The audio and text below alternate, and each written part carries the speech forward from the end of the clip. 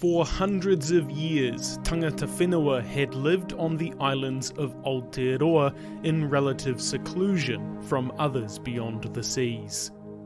They had spent enormous amounts of energy to come here from their original home of Hawaii, and had grown to thrive in this new land forgotten by time.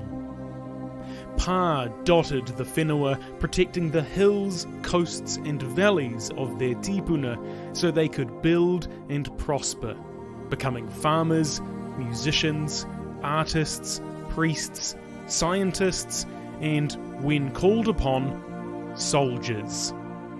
And soon, they would be called upon.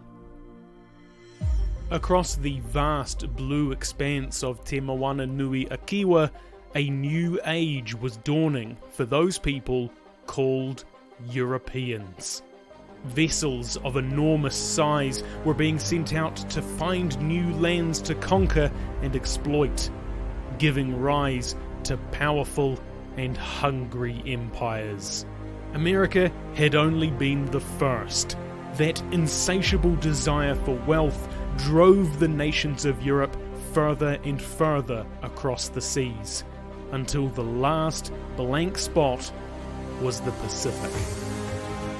The Spanish, Portuguese, Dutch and English, four of the most indomitable imperial powers, were starting to turn their gaze eastward, spreading their tendrils into the largest sea on Earth. What they would find is islands filled with people rich in history, culture and diversity. But the engines of empire cared little for those who did not provide fuel. It was only a matter of time before one of these nations came into contact with the tangata whenua of Aotearoa and thrust them onto the international stage as one piece in the big game.